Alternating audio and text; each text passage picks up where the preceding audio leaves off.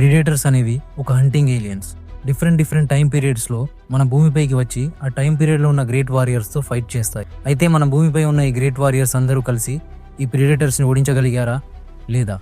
ఇంకెందుకు ఆలస్యం, let start hunting.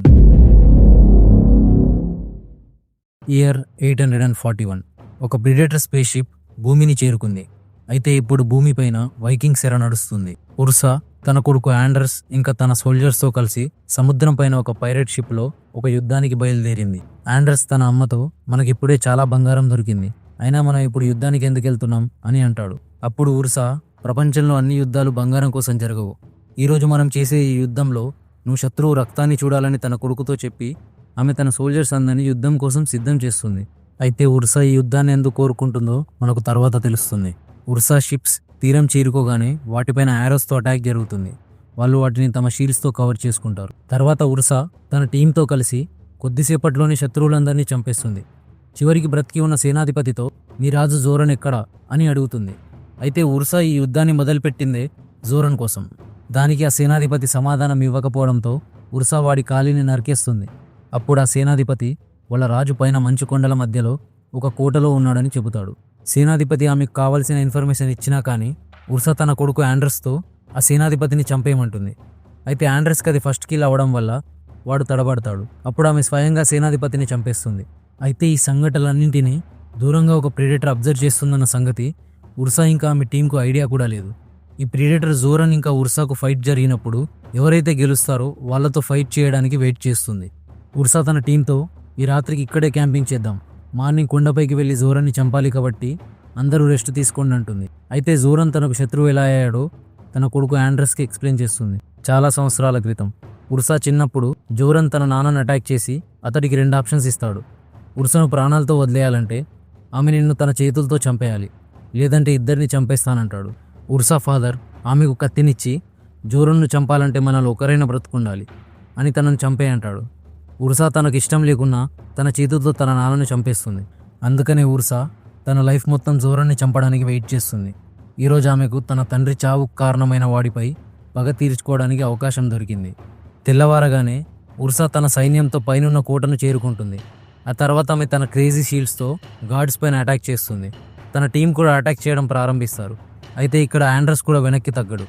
చివరికి ఉర్సా జోరన్ దగ్గరికి చేరుకుంటుంది. ఉర్సా జోరన్కు తన నాన్న గురించి గుర్తు తేవడానికి ప్రయత్నిస్తుంది. అయితే జోరన్ స్టార్టింగ్లో తనను గుర్తుపట్టడు, ఎందుకంటే వాడు ఇప్పుడు ముసలివాడైపోయాడు. అయితే జోరన్, నేను ఆ రోజు నీ ఫాదర్కి 2 ఆప్షన్స్ ఇచ్చాను, ఒకవేళ నువ్వు నిజమైన సోల్జర్ అయి ఉంటే ఆ రోజే నాతో ఫైట్ చేసేదానివి, నువ్వు ఆ రోజు సోల్జర్ కాదు, ఈ రోజు కూడా కాదు అనడంతో ఆమె భయపడి ఏడవడం మొదలు పెడుతుంది. ఉర్సా ఏడుపు చూసి ఆండర్స్ జోరన్ని చంపేస్తాడు. ఫైనల్లీ ఆండర్స్ ఒక సోల్జర్ అయ్యాడనుకునే లోపే ప్రిడేటర్ వాళ్ళ ముందు ప్రత్యక్షమవుతుంది. ప్రిడేటర్ ఉర్సా టీం పైన అటాక్ చేస్తూ అందరినీ బ్రూటల్గా చంపేస్తుంది. చివరికి ఉర్సా ఇంకా ఆండర్స్ మాత్రమే మిగులుతారు. ఆండర్స్ తన స్పియర్తో ప్రిడేటర్ పైన అటాక్ చేస్తాడు. ఉర్సా కూడా తన షీల్డ్స్తో అటాక్ చేస్తుంది. గాయపడిన ప్రిడేటర్ తన చేతితో ఒక షాక్ వేవ్ని రిలీజ్ చేస్తుంది. దాని దెబ్బకు ఉర్సా కొండపై నుంచి జారి కింద నీటిలో పడిపోతుంది. నీటి నుంచి పైకొద్దామని ప్రయత్నిస్తున్నప్పుడు ప్రిడేటర్ అక్కడికి వచ్చేస్తుంది. అయితే ఉర్సా ప్రిడేటర్ కళ్ళ ముందున్న అది ఆమెను గమనించదు. అప్పుడు ఉర్సాకు అర్థమవుతుంది అది బాడీ హీట్ని బట్టి అటాక్ చేస్తుందని. ప్రిడేటర్ కోపంలో పక్కనున్న బోట్స్ అన్నింటినీ షాక్ వేవ్తో అటాక్ చేస్తుంది. అప్పుడే ఉర్సా పైనుంచి షిప్ యాంకర్తో ప్రిడేటర్పై అటాక్ చేసి తన పగిలిపోయిన షీల్డ్స్తో ఫైట్ చేస్తుంది. ప్రిడేటర్ ఆమెను అటాక్ చేసేలోపే ఆమె తన షీల్డ్తో ఐస్ బ్రేక్ చేయడం వల్ల ప్రిడేటర్ యాంకర్తో పాటు నీటిలో పడిపోతుంది. అయితే ప్రిడేటర్ వాటర్లో ఉర్సాపై షాక్ వేవ్ని రిలీజ్ చేసినప్పుడు ఆమె తన షీల్డ్తో షాక్ వేవ్ని ప్రిడేటర్ వైపుకే రిఫ్లెక్ట్ చేస్తుంది. ఆ ఇంపాక్ట్ వల్ల యాంకర్ ప్రిడేటర్కి గుచ్చుకోవడంతో అది నీటిలోనే చనిపోతుంది. ఉర్సా కొండపైకి వచ్చి కొన ఊపిరితో ఉన్న ఆండర్స్ దగ్గరికి వెళ్తుంది. ఆండర్స్ ఉర్సాతో, నువ్వు ఆ మాన్స్టర్ని చంపావా లేదా అని అడుగుతాడు. ఆమె అవునని సమాధానం ఇచ్చేలోపే ఆండర్స్ చనిపోతాడు. ఇప్పుడు అక్కడ ఉర్సా తప్ప అందరూ చనిపోయారు, తన కొడుకుతో సహా. ఉర్సా జోరన్ని చంపాలన్న తన జీవిత లక్ష్యాన్ని పూర్తి చేసింది, కానీ ఎంత మూల్యానికి? ఇప్పుడు ఉర్సా స్పేస్ షిప్లో ఉంది. అయితే ఆమె ఒంటరిగా లేదు, ఆమె పక్కన ఒక స్ట్రేంజర్ కూడా ఉన్నాడు. అతడెవరు? ఆ స్ట్రేంజర్ గురించి మనకు తెలియాలి అంటే 1609 ఇయర్లో జపాన్లో ఏం జరిగిందో తెలియాలి. ఇయర్ 1609 జపాన్లోని ఒక గ్రామం. అక్కడి రాజు ఒక గొప్ప సామురాయ్. అతనికి 2 కొడుకులు, కాంజీ ఇంకా కియో. వాళ్ళ నాన్నే వాళ్ళిద్దరికి నెక్స్ట్ సామురాయ్ అవ్వడానికి కఠినమైన శిక్షణ ఇస్తాడు. ఒకరోజు తండ్రి వాళ్ళిద్దరినీ పిలిచి నిజమైన సామురాయ్ కత్తులు కటానా ఇచ్చి వాటితో తలపడమంటాడు. అయితే ఈ ఫైట్లో గెలిచిన వారే రాజ్యానికి కాబోయే రాజు. కెంజికి తన తమ్ముడిని ఓడించడం ఇష్టం లేక కటానాను కింద పెట్టేస్తాడు. కానీ కియో మాత్రం కెంజి పైన అకస్మాత్తుగా దాడి చేస్తాడు. కెంజి డిఫెండ్ చేయడానికి ప్రయత్నిస్తాడు. అయితే కియో కెంజిని ఓడించి కెంజి చెంపపైన కటానాతో ఒక మార్క్ పెడతాడు. ఈ అవమానం కారణంగా కెంజి గ్రామం వదిలి పారిపోతాడు. ఇప్పుడు ఆ ఇన్సిడెంట్ జరిగి 20 years గడిచింది. సామురాయ్ తండ్రి చనిపోయాడు. కియోను నెక్స్ట్ రాజుగా ఊరంతా ప్రకటించారు. పొలాల్లో పనిచేస్తూ కెంజి కూడా ఈ అనౌన్స్మెంట్ వింటాడు. కెంజి తనకు జరిగిన అన్యాయాన్ని ఎప్పటికైనా ఎదిరించాలని 20 సంవత్సరాలుగా శిక్షణ తీసుకుంటున్నాడు. ఈరోజు రాత్రి తన తమ్ముడిపై అటాక్ చేసి తానేంటో ప్రూవ్ చేయాలనుకుంటాడు. అయితే ఈ ఇన్సిడెంట్స్ అన్నింటినీ ఒక ప్రిడేటర్ గమనిస్తున్నాడు. అతను ఇక్కడి బెస్ట్ ఫైటర్ని ఎదుర్కోవాలని ఎదురు చూస్తున్నాడు. ఆ ప్రిడేటర్ కెంజి అడవి గుండా గార్డ్స్ని అటాక్ చేస్తూ కోటలోకి ఎంటర్ అవ్వడం అబ్జర్వ్ చేస్తాడు. కోటలో కెంజి ఒక గార్డ్ను ఫైట్ చేయడం ఇంకో గార్డ్ అబ్జర్వ్ చేసి కోటలోని గంటను మోగిస్తాడు. దానితో కోటలోని గార్డ్స్ అందరూ ఇంకా కియో కూడా అలర్ట్ అయిపోతారు. అయితే కెంజికి కోటలోని అన్ని దారులు తెలుసు కాబట్టి తను చిన్నప్పుడు ఓడిపోయిన ప్రదేశంలో తన తమ్ముడిని ఎదుర్కోవడానికి సిద్ధంగా ఉంటాడు. అప్పుడే అక్కడికి కియో వస్తాడు. కెంజి తన తమ్ముడితో రాజు అవ్వాలంటే నువ్వు దానికి వర్తి అయి ఉండాలి, రా నాతో పోరాడు అంటాడు. ఇదంతా చూస్తున్న ప్రిడేటర్ ఎవరు బెస్ట్ ఫైటర్ అని తెలుసుకోవాలనుకుంటున్నాడు. ఇద్దరు సమానంగా పోరాడుతారు. పగతో రగులుతున్న కెంజి చివరికి గెలుస్తాడు. గెలిచిన కెంజి కియో ముఖం పైన తన కత్తితో ఒక మార్క్ చేస్తాడు, అచ్చం తనకు చిన్నప్పుడు కియో పెట్టిన మార్క్ లాగా. కానీ ఇంతలోనే కియో లోయలో పడిపోతాడు. కెంజి బయటకు వెళ్ళబోతున్నప్పుడు ప్రిడేటర్ అకస్మాత్తుగా దాడి చేస్తుంది.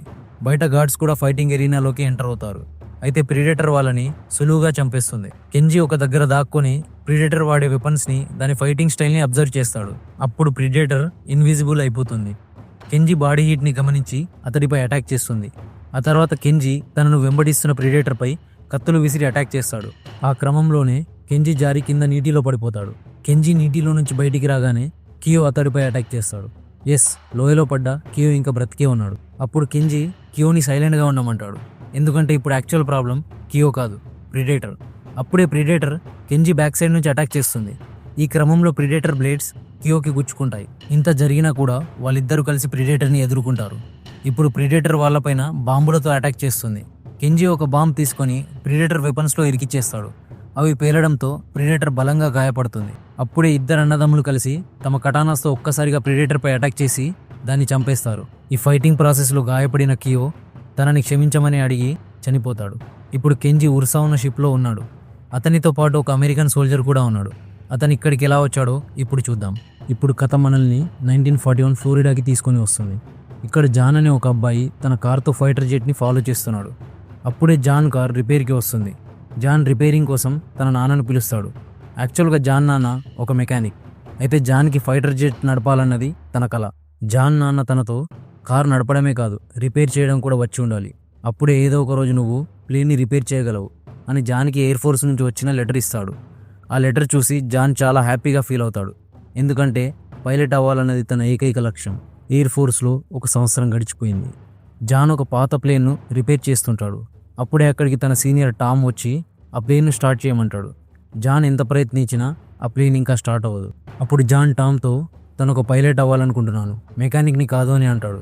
దానికి టామ్, ఫస్ట్ ప్లేన్ ఎలా రిపేర్ చేయాలో తెలుసుకో, ఆ తర్వాత డ్రైవ్ చేయొచ్చు అంటాడు. అప్పుడే పైనుంచి ఒక బ్లాస్ట్ సౌండ్ వస్తుంది. పైకి వెళ్ళి చూస్తే వాళ్ళ టీం మెంబర్స్ గాయాలతో పడి ఉంటారు. గాయపడిన వాళ్ళు తమ పైన గాల్లో ఏదో ఏలియన్ షిప్ అటాక్ చేసిందని చెబుతారు. టామ్ తన టీం మొత్తాన్ని తీసుకొని ఫైట్కి బయలుదేరతాడు.